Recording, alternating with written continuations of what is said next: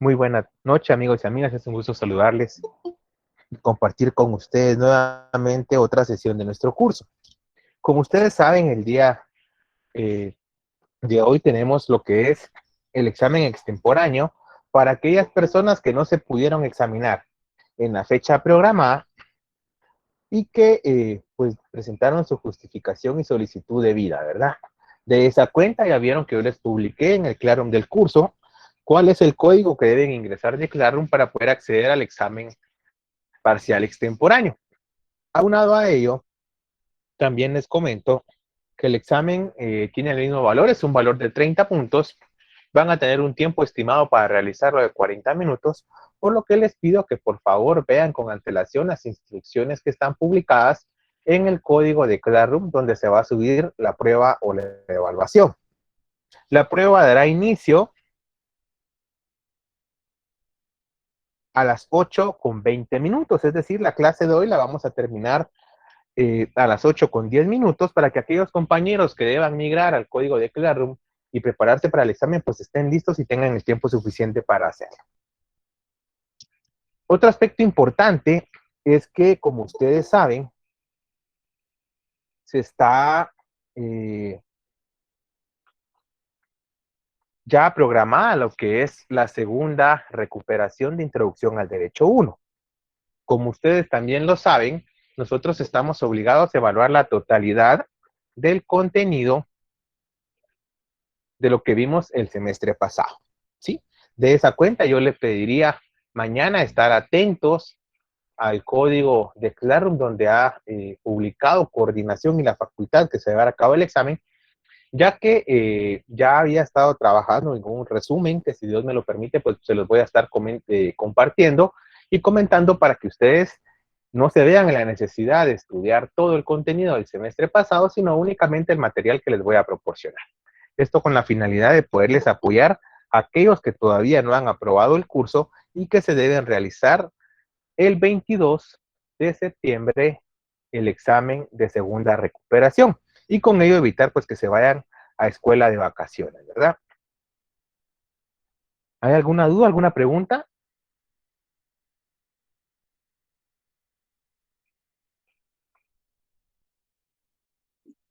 Licenciado, buenas noches. Buenas noches, Agripina. Solo con una pregunta, así como usted va a enviar el contenido de lo que se puede estudiar para el examen de derecho, esos, ¿cómo le diré yo? ¿Solo usted lo hace o todos los licenciados tienen la obligación de hacerlo, por decirle así? No, Agripina, eso es voluntario. Ningún Ah, licenciado gracias, está obligado a licenciado. proporcionar material de apoyo Ah, sí, nada. Muchas gracias, licenciado. Muy para amable. servir. Bueno, no hay más dudas, no hay preguntas.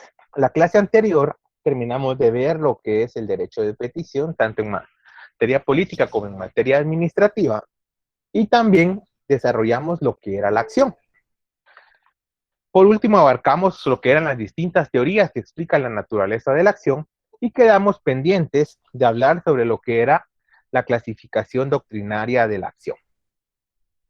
Dentro de la clasificación doctrinaria de la acción, nosotros vamos a estudiar la acción según su naturaleza, según la actuación de la ley mediante sentencia. Vamos a estudiar también la acción eh, por aquellas que tienden a la actuación de la ley mediante medios de previsión o cautela, los que tienden a la actuación de la ley por medios ejecutivos y también según el derecho que se ejercita. De esa cuenta, según su naturaleza, nosotros la podemos distinguir en tres tipos: acciones civiles, acciones penales y acciones mixtas. Cuando hablamos de las acciones civiles, nos estamos refiriendo a aquel derecho que tiene la persona o el particular o la persona jurídica individual o colectiva para poder plantear reclamaciones o bien reivindicaciones ante la autoridad.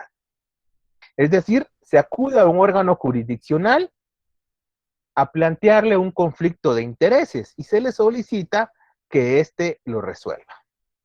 De esa cuenta, nosotros nos encontramos ante la manifestación típica del derecho de petición. Por eso se dice en algunos momentos que la acción es un derecho ciudadano. En este caso, el titular es el particular. Cuando hablamos de acciones penales, este tipo de acciones pues se derivan o provienen de la obligación que tiene el Estado de proteger y tutelar ciertos bienes o ciertos valores jurídicos en la sociedad. De esa cuenta se establece que es un deber estatal y que como regla general ejercitar la acción penal le corresponde al Estado. Sin embargo, hay algunas excepciones donde le corresponde a los particulares, tal como es el caso de los delitos contra el honor, como es el robo, la injuria, la calumnia, la difamación, entre otros, ¿verdad? De esa cuenta, cuando hablamos de las acciones penales, estamos hablando que se transgreden los famosos y denominados bienes jurídicos tutelados. ¿Qué son los bienes jurídicos tutelados? No es más que aquellos valores o aquellos baluartes que al Estado le interesa resguardar y proteger, esto con la finalidad de regular la conducta del hombre en sociedad. Nosotros vemos, por ejemplo, cómo se regula y se resguarda y protege el bien jurídico tutelado vida. De esa cuenta, ustedes ven que el Código Penal, ya al proteger el bien jurídico tutelado vida, establece tipos penales, como es el caso del homicidio, del asesinato, del homicidio en riña tumultuosa, del homicidio preteritencional, homicidio cometido en estado de emoción violenta, el parricidio, el magnicidio, el infanticidio, etcétera, ¿verdad? En todas sus manifestaciones. Cuando se protege el bien jurídico propiedad, ustedes ven, por ejemplo, cómo se regula lo que es el robo, el hurto, la apropiación indebida, entre otros. Lo mismo sucede cuando se establecen los delitos contra la administración de la justicia. Ya se habla del cohecho, cohecho activo, cohecho pasivo, malversación, resoluciones contrarias a la Constitución, etcétera, ¿verdad? Es en las acciones de índole penal donde generalmente surge la figura de la acción. En este caso, lo que es el Estado, y en algunos casos el particular, es acudir al órgano jurisdiccional para que se pronuncie sobre la ilicitud o bien la punibilidad y culpabilidad de haber transgredido uno de estos bienes jurídicos tutelados. En el caso de las acciones mixtas, cuando nos referimos a las acciones mixtas, nos estamos refiriendo a acciones que tienen elementos tanto de índole penal como elementos de índole civil. Es decir, en las acciones mixtas van a confluir estos dos tipos de acciones. Les pongo un ejemplo. En el caso de las acciones civiles,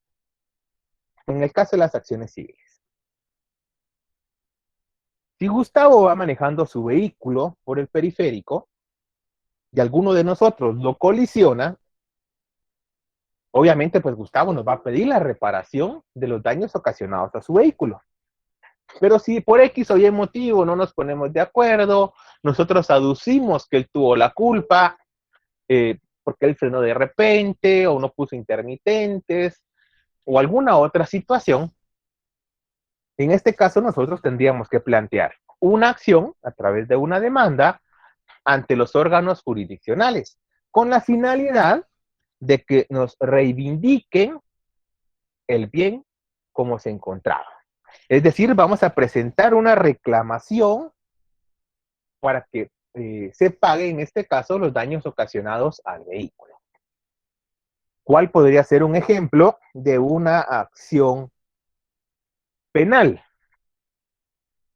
¿Cuál podría ser un ejemplo de una acción penal? Imagínense ustedes que en un caso donde ustedes están participando, se enteran de que la otra parte le ha dado dinero al juez. Ese es el cohecho activo y en su caso también el cohecho pasivo.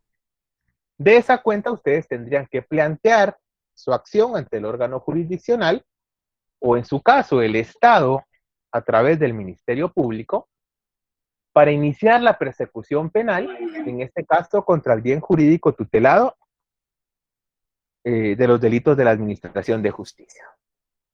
Lo mismo sucede en aquellos casos, por ejemplo, donde el padre de un menor de edad ha sido condenado por un juez en una sentencia a pagar pensión alimenticia y no la hace efectiva.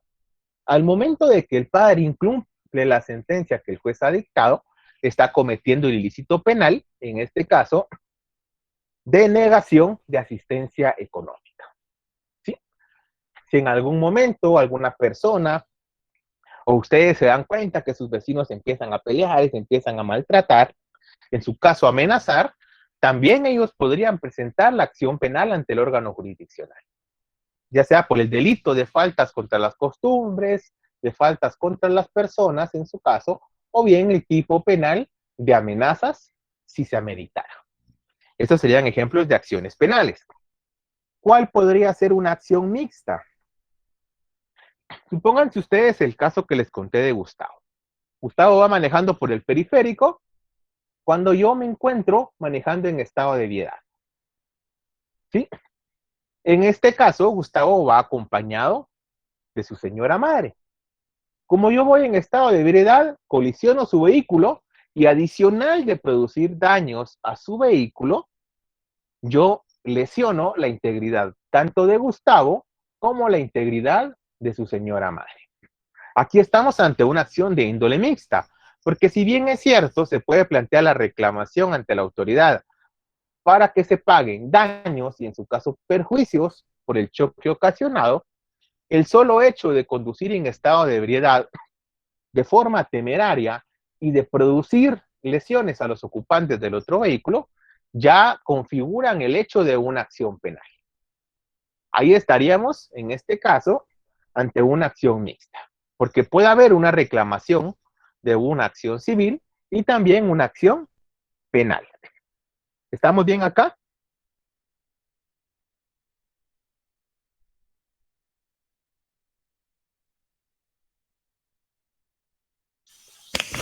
Sí, licenciado. ¿Alguien tiene alguna duda, alguna pregunta?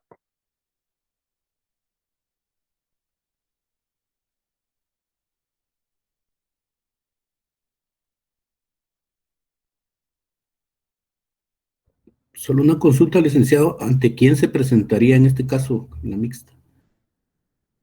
Hay dos formas, Ariel, porque si se inicia el proceso penal, ya al finalizar la etapa del debate y donde ya, digamos, las impugnaciones han sido resueltas, hay una audiencia posterior al debate que se le llama audiencia de reparación digna.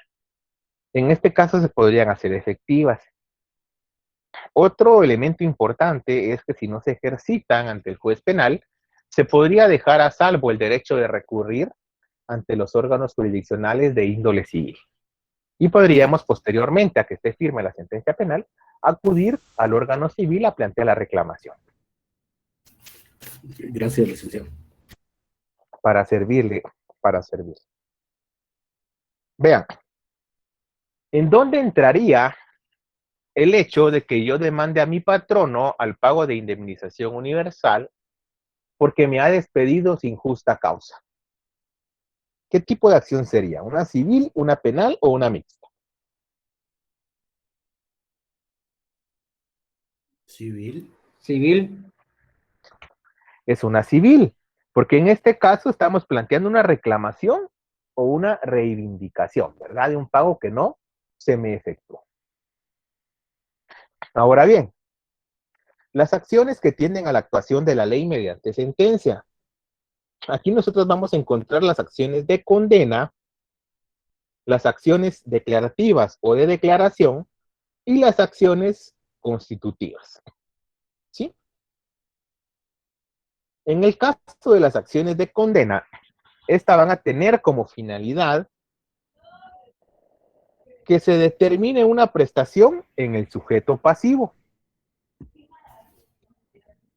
Es decir, lo que se pretende con la acción de condena es que se establezca que el demandado tiene que cumplir determinada obligación. En este caso, que sea el órgano jurisdiccional el que le imponga el cumplimiento de esa obligación. En el caso de las acciones declarativas o de declaración, este tipo de acción busca constatar o busca fijar. Solo Kimberly, vamos a apagar el micrófono, por favor. Este tipo de acciones busca fijar, busca constatar, busca que el juez valide una situación jurídica que previamente existe. Es decir, en este caso, en las acciones declarativas o de declaración, el derecho ya se encuentra declarado. Únicamente lo que se va a plantear ante el órgano jurisdiccional es que ratifique que la otra parte tiene una obligación que cumplir o que en mi caso, yo que estoy demandando, tengo un derecho a mi favor que puedo ejercitar. ¿Sí? En el caso de las acciones constitutivas, este tipo de acción tiene por objeto la constitución, la modificación o la extinción de una situación jurídica creando una nueva. ¿Cuál podría ser un ejemplo de una acción de condena?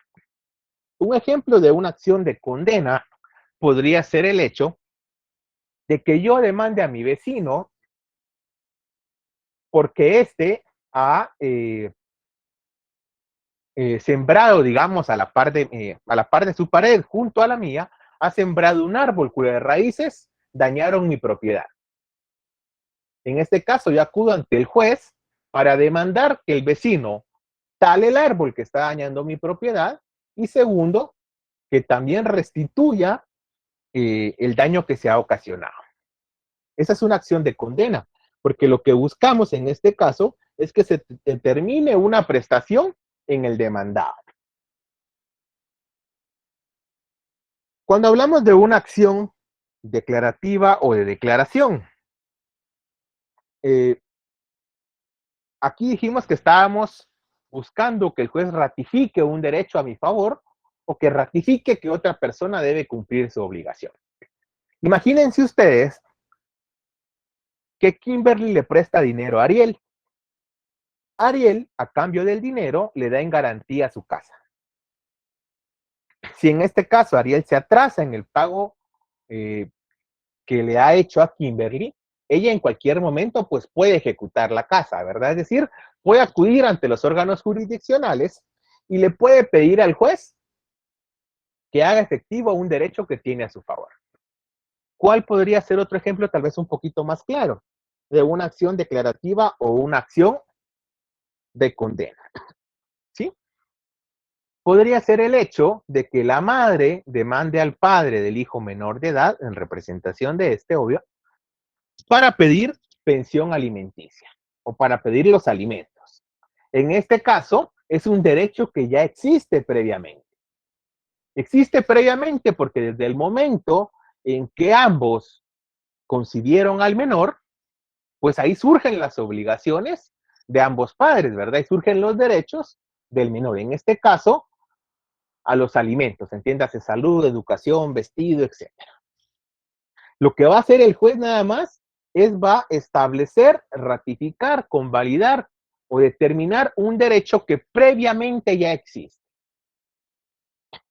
Cuando hablamos de una acción constitutiva, este tipo de acción tiene por objeto, dijimos, la constitución, modificación o extinción de una situación jurídica creando otra nueva. ¿Cuál podría ser un ejemplo? Yo soy patrono. Yo contrato a varias señoritas como abogadas en mi bufete. ¿Sí? Una de estas señoritas se casa y queda en estado de gravidez. Obviamente, al quedar en estado de gravidez, pues ella ya la ley le otorga ciertos derechos preferentes, como el periodo pre y postnatal, tiempo de lactancia, etcétera, ¿verdad? Pero si yo como patrono me niego a darle el permiso prenatal o el permiso postnatal o el permiso para que ella asista a sus chequeos y controles, ella puede acudir ante el órgano jurisdiccional para que en este caso se modifique o se constituya una nueva situación. Porque nosotros ya teníamos un contrato de trabajo. Solo que en este caso, el juez modificaría ese contrato de trabajo estableciendo que, como lo establece la ley, ella tiene derecho a acudir a sus controles o bien a gozar ese periodo pre y postnatal. Y en su caso, yo tengo la obligación de dar esos permisos. ¿Sí? Lo mismo se da, por ejemplo, cuando un trabajador que ha laborado toda una vida, ya cumplió con el tiempo de servicio para retirarse, el Instituto Guatemalteco de Seguridad Social le niega su jubilación. En este caso, él puede acudir ante el órgano jurisdiccional para que ellos declaren con lugar su jubilación. Es decir, se va a modificar el contrato de trabajo donde a mí como patrono me obligaban a pagarle por una prestación de servicio y ya va a ser el Instituto Guatemalteco de Seguridad Social el encargado de mantener esa relación jurídica, es decir, de pasarle la pensión por el tiempo de servicio. Cuando hablamos de las acciones que tienden a la actuación de la ley, solo que en este caso, por medios de previsión y cautela, nosotros encontramos que las acciones pueden ser de seguridad o pueden ser de garantía. Cuando nos referimos a las acciones de seguridad, estas tienen como finalidad resguardar la integridad de la persona. Y nos estamos refiriendo a la integridad física y a la integridad psicológica de la misma, ¿verdad? Cuando hablamos de la acción de garantía, hacemos alusión a que lo que se pretende es asegurar el resultado del proceso. Es decir, asegurar un resultado futuro. Les voy a poner unos ejemplos.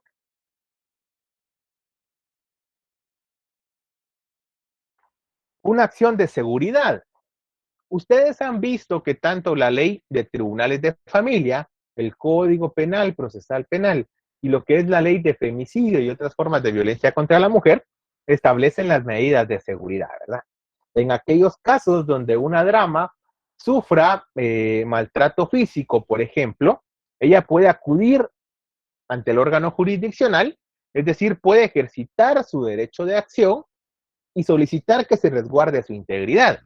Van a ver ustedes que el juez le va a ordenar al esposo que no la agreda, que no la perturbe, que no la intimide, que no la maltrate, que no visite, bueno, lo puede sacar incluso del hogar, que no visite el lugar de estudio, el lugar de trabajo, etcétera, ¿verdad? Esa sería una medida de seguridad. Cuando se habla de una acción de garantía, podríamos poner el ejemplo, que cuando vamos a acudir al órgano jurisdiccional a demandar a una persona que nos debe dinero, obviamente pues nosotros vamos a asegurar que esa persona al finalizar el proceso tenga con qué pagarnos. Nosotros lo vamos a arraigar para que no salga del país y el proceso no se obstaculice. Nosotros vamos a plantear, por ejemplo, un embargo de cuentas para que él no pueda mover el dinero que tenga en los bancos. Vamos también a plantear un embargo de salario para que el patrono, por orden de juez, separe, previo a pagar el salario, parte de este para poder cubrir las resultas del proceso.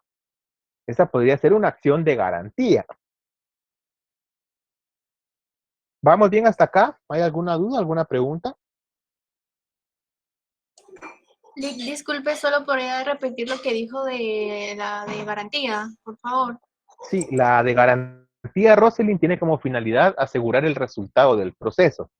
Es decir, al momento de que nosotros accionamos ante los órganos jurisdiccionales, vamos a plantear aquellas acciones que nos van a permitir eh, asegurar los medios suficientes para cobrarnos al final del proceso.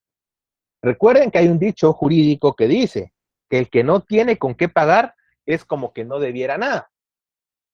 Y eso porque si alguien nos debe dinero, obviamente, pues si no nos paga voluntariamente acudimos ante un juez.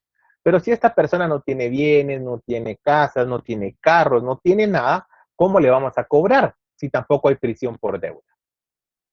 A eso es a lo que hace alusión. Y en este caso, las medidas de garantía, las acciones de garantía. También encontramos las acciones que tienen a la ley por por medios ejecutivos. Si nosotros sacamos un préstamo para comprar una casa, generalmente el banco lo que hace es que nos va a dar el capital, hasta el 80%, más o menos, pero nos va a pedir que hipotequemos la casa a su nombre. Esto lo hace el banco porque al momento de que yo incumpla de pago, ellos se pueden cobrar por la casa. ¿Sí? Esa sería una acción que tiende a la actuación de la ley mediante medios ejecutivos, porque en este caso tendríamos que acudir al proceso que conocemos como ejecutivo en la vía de apremio. ¿Sí? Lo mismo sucede si yo tengo una deuda con una tarjeta de crédito. Ellos no van a entrar a probar que tienen un derecho. El derecho ya está declarado, ya está establecido. En ese caso, ustedes se han dado cuenta que cuando van a la gasolinera o cuando hacen alguna compra con su tarjeta de crédito, les dan un voucher y en la mayoría de los casos los tienen que firmar. ¿Se han percatado de ello?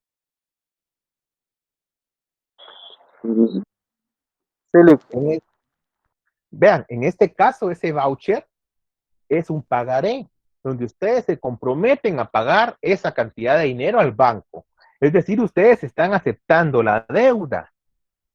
Por esa cuenta es que ya el derecho está declarado y únicamente ellos van ante el órgano jurisdiccional para que ejecuten ese derecho que tienen a su favor. ¿Sí? Cuando hablamos de las acciones que se tienen según el derecho que se ejercita, estas pueden ser reales y pueden ser personales. Perdón. Cuando hablamos de las acciones reales, estas recaen sobre un bien o sobre un derecho real. ¿Sí? En el caso de estas acciones reales, algunos autores las dividen en acciones mobiliarias e inmobiliarias. Mobiliarias si se refiere a un bien mueble, como puede ser un vehículo, un escritorio, una cama, un sofá, e inmobiliarias se hace alusión a un bien inmueble, ¿verdad? Como puede ser el caso de una casa, en algún momento los buques, por ejemplo, el ganado también se considera bien inmueble. Otros autores no hacen esta clasificación. Esto es dependiendo de la tendencia que se siga. Y cuando hablamos de acciones personales, estamos haciendo alusión a que la acción recae o se ejercita sobre una persona, ¿sí? No sobre un bien. Otros autores también establecen la clasificación en acciones principales y accesorias, dependiendo de la categoría de principal o subsidiaria que se tenga. En el caso de la acción principal, pues esta no depende de ninguna otra para poderse plantear. Mientras que cuando hablamos de una accesoria, esta sí depende y se encuentra sujeta al planteamiento de la principal. ¿Sí? De esto vamos a dar ejemplos ya en la siguiente clase para poder avanzar un poco más. De la misma manera, cuando hablamos de la acción, existen ciertos elementos que le son propios. Tenemos el elemento subjetivo, el cual está conformado por los distintos sujetos o personas que intervienen en la acción. En este caso nosotros encontramos el sujeto activo, el sujeto pasivo y el órgano jurisdiccional. Cuando nos referimos al sujeto activo, también en la doctrina se le conoce como actor. Y el sujeto activo es a la persona, tanto individual o colectiva, a la que le corresponde el poder de obrar. Es decir, la persona que acude al órgano jurisdiccional a plantear una reclamación, una reivindicación, o en su caso, cualquier tipo de acción, ¿verdad? Es la persona que está demandando, que está presentando la demanda. Cuando hablamos del sujeto pasivo, nos estamos refiriendo al sujeto contra el que se ejercita ese poder de obrar. Es decir, al sujeto contra quien se presenta la demanda, a quien se le está exigiendo que cumpla, que haga o deje de hacer algo, ¿sí? Que entregue algo. También se le conoce en la doctrina con el nombre de demandado. Por último, el órgano jurisdiccional. El órgano jurisdiccional es el órgano del Estado investido de jurisdicción. Es decir, es el representante del Estado a quien se le ha encomendado esa facultad de juzgar y ejecutar lo juzgado, ¿verdad? Ustedes saben que estamos en un sistema republicano de gobierno donde se dividen las principales funciones del Estado. Y en este caso, los órganos jurisdiccionales que pertenecen y forman parte del organismo jurisdiccional, del organismo judicial, perdón, tal como lo establece el artículo 203 de nuestra Constitución, se le encomienda esa facultad de juzgar y ejecutar lo juzgado. Es decir, el órgano jurisdiccional es ante quien presentamos la demanda y es quien resuelve el conflicto de intereses. Esto lo hacemos porque tiene que existir la certeza y la seguridad jurídica de que el Estado va a resolver. En la antigüedad, digamos, existían diversas formas para resolver los conflictos. En un momento, estábamos a lo que establecía la ley del talión. ¿Qué establecía la ley del talión, Marvin? Que si una persona, digamos, le quitaban el ojo, esa persona también tenía que recibir lo mismo. Estamos bastante bien, Marvin. Aquel famoso dicho que dice ojo por ojo, diente por diente. Es decir, si a mí una persona me quemaba la casa, el conflicto se solucionaba cuando yo le quemaba la casa a la otra persona. Si a mí me quebraban un brazo, yo le podía quebrar el brazo a la otra persona. A esto le conocemos como la época de la venganza privada, donde la justicia recaía en las manos de cada persona. Obviamente esto generaba descontrol en la sociedad, ¿verdad? Posteriormente nos encontramos ante la época de la venganza divina, es decir, era Dios o un ser supremo el que decía que era bueno y que era malo, que era permitido y que era prohibido. De esa cuenta hay cierta confusión entre los dogmas religiosos y lo que es lícito o ilícito legalmente hablando. Eran los mismos sacerdotes o los encomendados del ser divino quienes además de ser consejeros religiosos, pues también ejercían esa figura de juzgar y ejecutar lo juzgado. En una tercera etapa, que se le denominó la época de la autocomposición. Es decir, si Ariel me quebraba un brazo, yo le podía pedir una compensación económica y ahí se solucionaba el conflicto, ¿sí?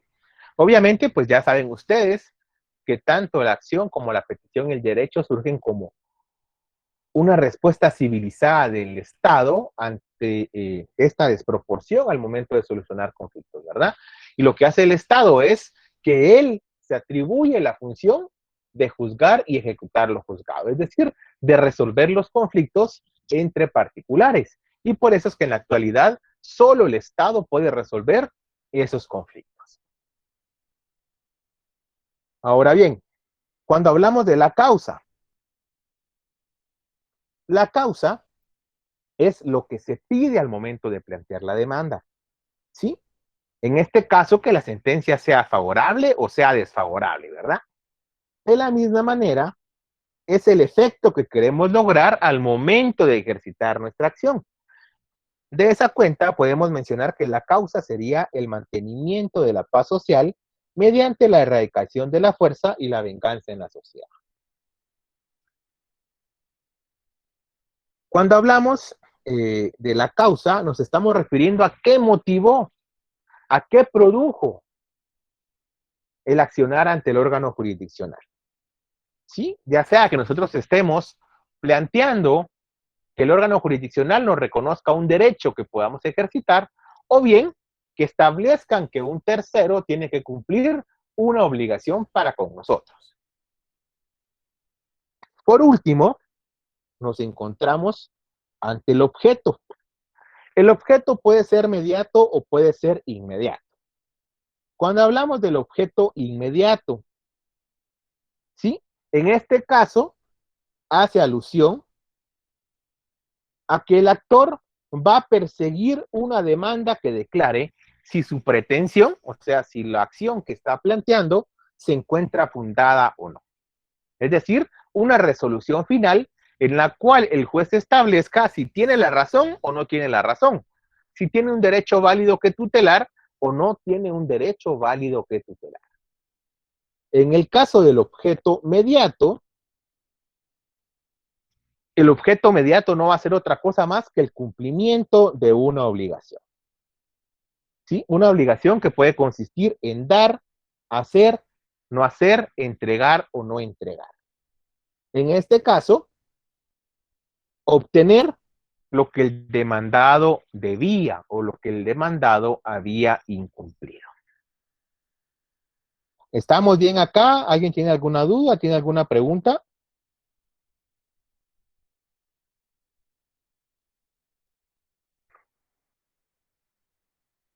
Disculpe, licenciado, ¿será que podría repetir lo del objeto mediato? Disculpe. Sí, claro, Paola.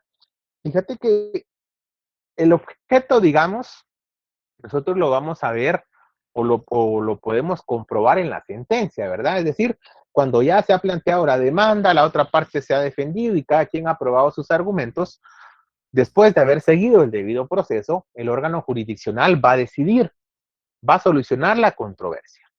Y es en esta resolución final o en esta sentencia donde el órgano jurisdiccional va a determinar si se tuvo o no se tiene la razón para el que demandó. El objeto mediato es el cumplimiento de la obligación. O sea, lo que nosotros buscamos al momento de plantear la demanda es que el juez me reconozca el derecho que tengo que ejercitar o bien que el juez le obligue a la otra persona a cumplir su obligación. Gracias, licenciado.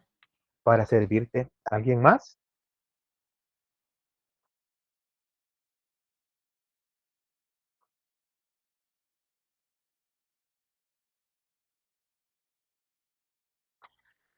Bueno, como no hay dudas, entonces vamos a pasar a hablar de la pretensión. Recuerden que ya hablamos de la petición, que era esa facultad de dirigir solicitudes o requerimientos a la autoridad, quien estaba obligada a resolverlas, ¿verdad? En un tiempo establecido. Cuando hablamos de la acción, ya estamos hablando de esa manifestación de voluntad que nosotros planteamos a los órganos jurisdiccionales para que, en este caso, el juez decida el asunto, para que el juez aplique normas jurídicas a un caso concreto. Cuando hablamos de la pretensión, ojo, la pretensión es parte de la acción.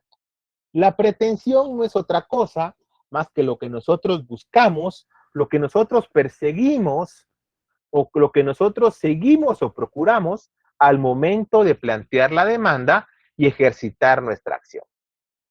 La pretensión es lo que yo persigo al momento de acudir a los órganos jurisdiccionales. Ya sea que yo persiga que la otra parte me pague lo que me debe, que reparen mi vehículo, etcétera, ¿verdad? En este caso, cuando hablamos de la pretensión, autores como Cipriano Gómez establece que es la exigencia de la subordinación del interés ajeno al interés propio. Alvarado Belloso establece que la pretensión es la declaración de voluntad hecha en una demanda, mediante la cual el actor busca que el juez emita después de un proceso una sentencia que resuelva efectivamente y favorablemente el litigio o el conflicto de interés. En otras palabras, mis amigos, la pretensión es ese derecho que considero tener y que quiero que se declare. Ojo, ya va a ser el juez el que va a determinar si efectivamente lo tengo o no. Por eso se dice que es la afirmación del derecho y la reclamación de la tutela del mismo. Entonces podríamos concluir que la pretensión no es más que aquella declaración de voluntad hecha ante el juez y frente al adversario, de aquel derecho que yo considero tener y que quiero que se declare. Recuerden que cualquier persona puede accionar, ¿verdad? Únicamente se necesita considerar tener un derecho, ya que efectivamente lo tengamos, es otro tema que el juez resolverá en su momento. Ahora bien, Existen ciertas características de la pretensión. Se dice que la pretensión se dirige a una persona distinta a quien la reclama. ¿Sí? Obviamente, nosotros acudimos al órgano jurisdiccional y le presentamos nuestra pretensión, le indicamos en la demanda qué es lo que queremos, por qué motivo estamos compareciendo ante él, y en este caso hacer que otra persona cumpla con el deber que ha incumplido, o en su caso, que se declare un derecho que me están negando. También se dice que es un acto de voluntad y no un poder. ¿Por qué se da esto? Porque recuerden que la ley regula derechos subjetivos a nuestro favor. Derechos que nosotros decidimos si cumplimos o no cumplimos, si ejercitamos o no los ejercitamos. De esa cuenta, yo puedo tener una infinidad de derechos regulados en la ley que están a mi favor, pero soy yo quien decide libremente, en ejercicio de esa autonomía de la voluntad y sin ninguna presión o injerencia externa, si yo ejercito ese derecho de acción y planteo mi pretensión ante el órgano jurisdiccional. Ya que si yo no planteo mi pretensión ante el órgano jurisdiccional, nadie me va a sancionar, ¿verdad? Si mi patrono me despidió injustificadamente y no me pagó mi indemnización, yo decido si demando, es decir, si le presento al juez la pretensión donde le estoy cobrando al patrono, pero también puedo decidir no hacerlo. Por eso se dice que es un acto de voluntad y no una obligación. Las personas tienen esa libertad o esa discreción de decidir y se exigen ante el órgano jurisdiccional aquellos derechos que tienen a su favor. Se dice que la pretensión es decidida por una persona distinta de quien la solicita. ¿Sí? En este caso, el que va a decidir es el Estado. El Estado a través de uno de sus organismos, el organismo ejecutivo, que va a estar conformado por los distintos órganos jurisdiccionales. ¿Sí? Lo que se busca es un tercero imparcial que pueda resolver en forma justa, en forma equitativa y en forma objetiva. También se establece que jurídicamente para ejercer la pretensión solo se requiere la autoatribución de un derecho. Es decir, cualquiera puede presentar una demanda, cualquiera puede comparecer al juez y exigirle algo. Que tenga la razón es una circunstancia completamente distinta que habrá que probar ya siguiendo el proceso. Estas son las características de la pretensión. ¿Hay alguna duda o alguna pregunta?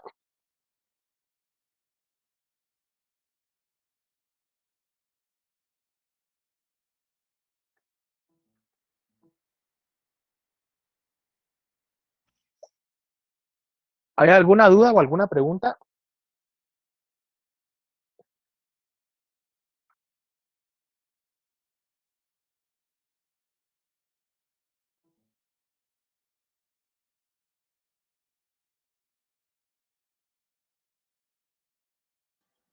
De mi parte todo claro, Lick.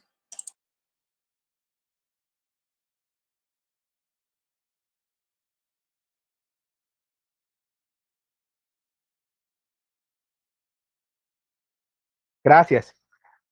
Ya en la siguiente clase vamos a hablar sobre lo que son los tipos de pretensión, vamos a hablar también de los elementos de pretensión y vamos a empezar a desarrollar lo que es el proceso.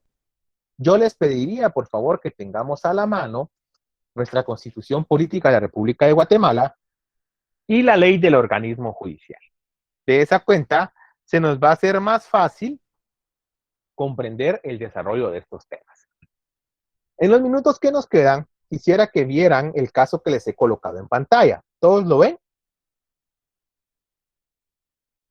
Sí, Lick. Sí, licenciado.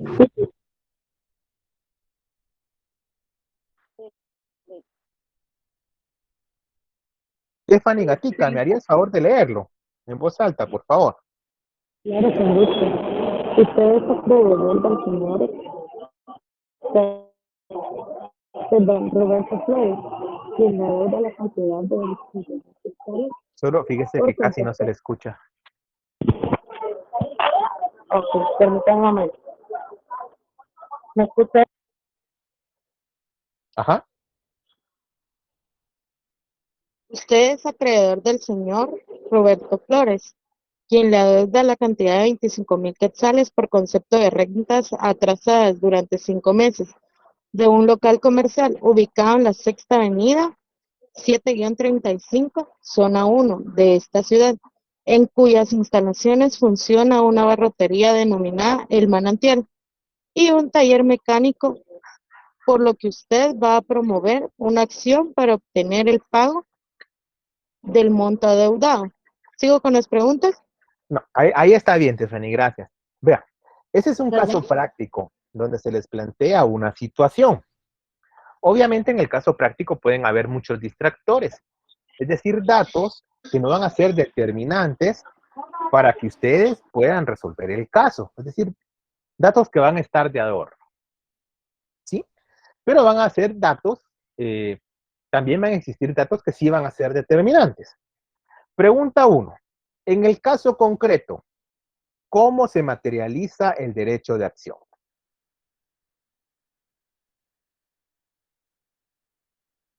¿Cómo se materializa el derecho de acción? Flavio.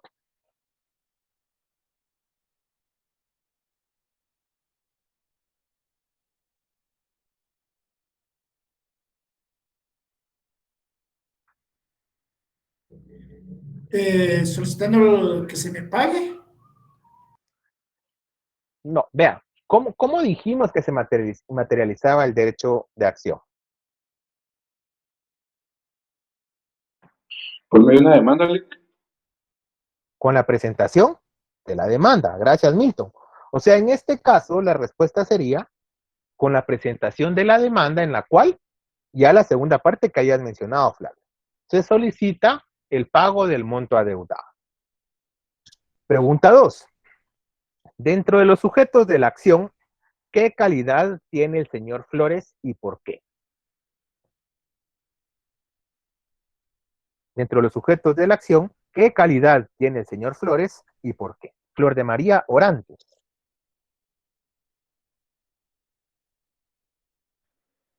En este caso, él sería el demandado porque es el que tiene una deuda con mi persona por el local que no ha pagado. Gracias, Flor de María. Jessica.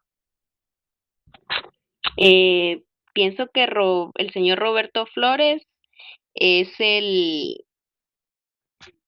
demandante, el que quiere demandar a cierta persona. Vea.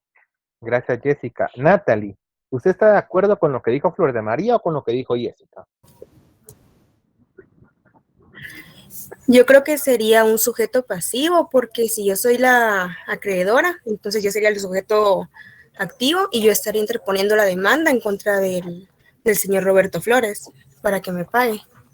Gracias, Natalie, Flor de María y Jessica. Vean, efectivamente lo que dijo Flor de María y lo que mencionó Natalie es lo correcto. El señor Flores sería el demandado, sería el sujeto pasivo, la persona a la que yo voy a demandar, contra quien yo voy a ejercitar mi derecho de acción, en este caso, para que me pague el monto adeudado. La pregunta 3. Dentro de los sujetos de la acción, ¿qué calidad tiene usted y por qué? José Absalón.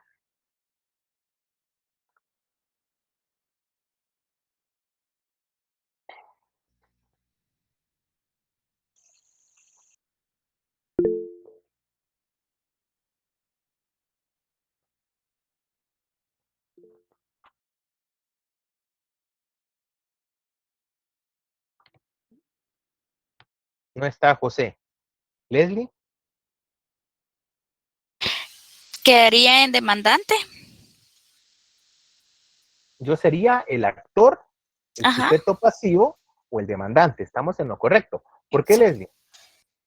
Porque en el caso dice usted es acreedor, Entonces ahí me especifica que yo soy la que estoy demandando al señor Roberto Flores. No, o sea, en este caso, yo soy el que tengo el derecho subjetivo que debo ejercitar ante el órgano jurisdiccional. Pero estamos en lo correcto, Leslie. Muchas gracias. Dice la siguiente pregunta. ¿Qué tipo de acción es atendiendo a la actuación de la ley mediante sentencia y por qué? Aquí les estoy preguntando si es una acción constitutiva, una acción declarativa o una acción de condena.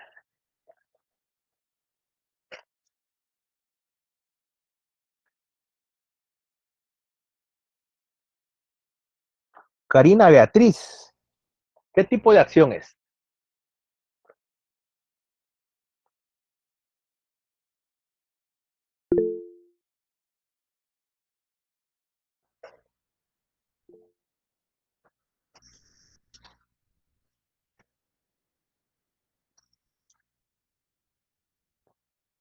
No está Karina Beatriz.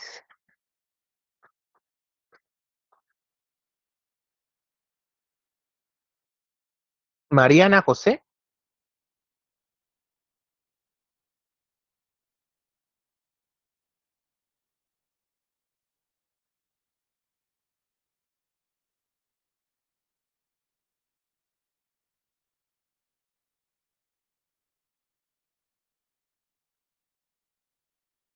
Tampoco está Mariana.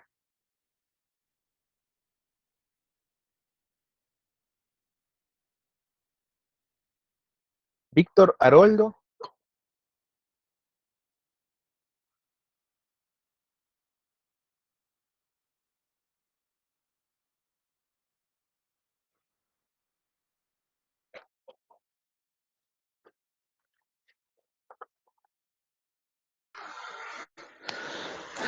Constitutiva diría yo, licenciado, porque constituye un delito o una falta y No, en este caso no hay delito y no hay falta, Víctor. Acción de declaración, no sé. Puede ser, licenciado. ¿Por qué acción de declaración, Wagner? Porque alguien tiene que cumplir la declaración de esa acción para que se haga cumplir.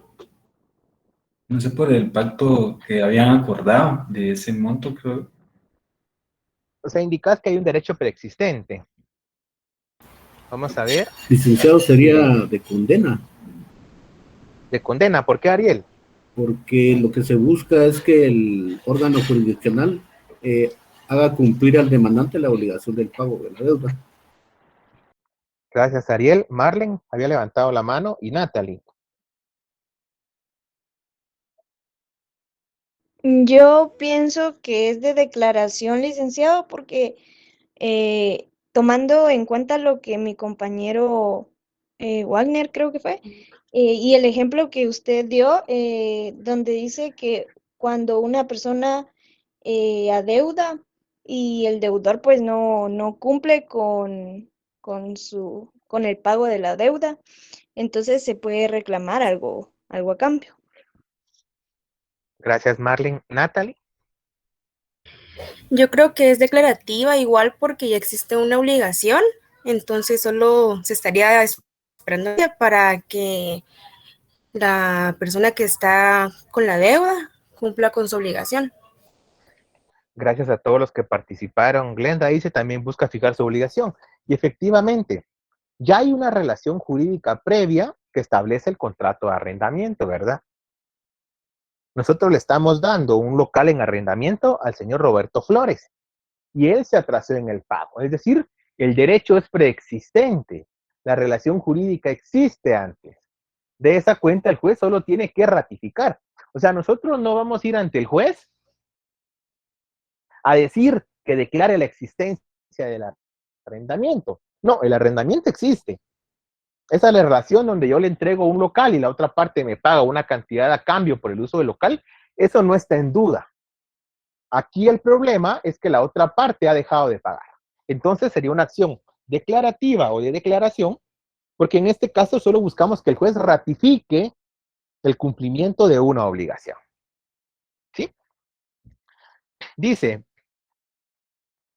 dentro de los sujetos de la relación jurídica, ¿qué calidad tiene usted y por qué?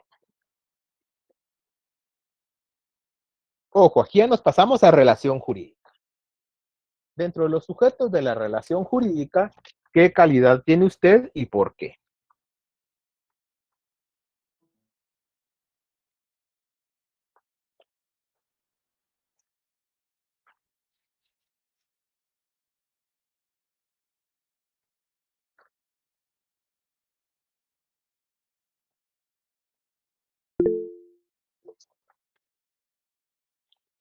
Natalie.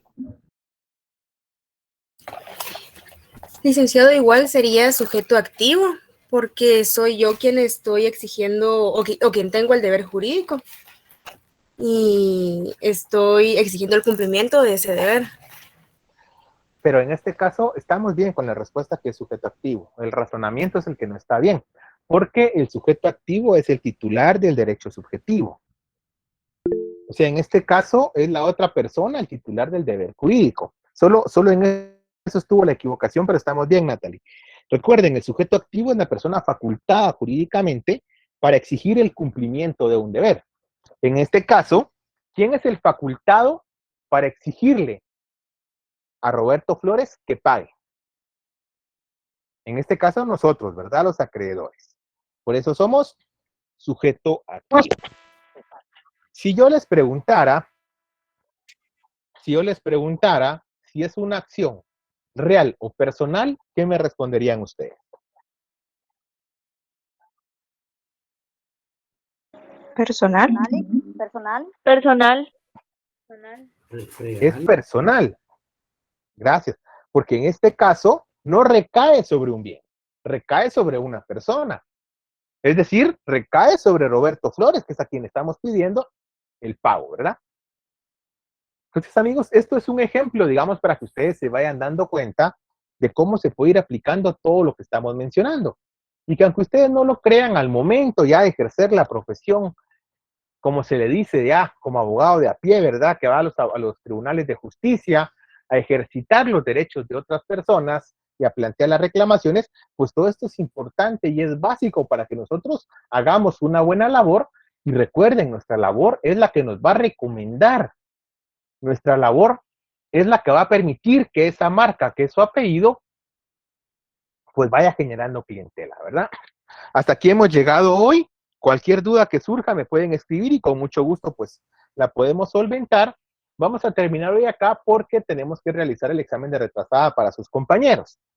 Ya les mandé al código de Classroom del curso cuál va a ser el código de Classroom para la retrasada.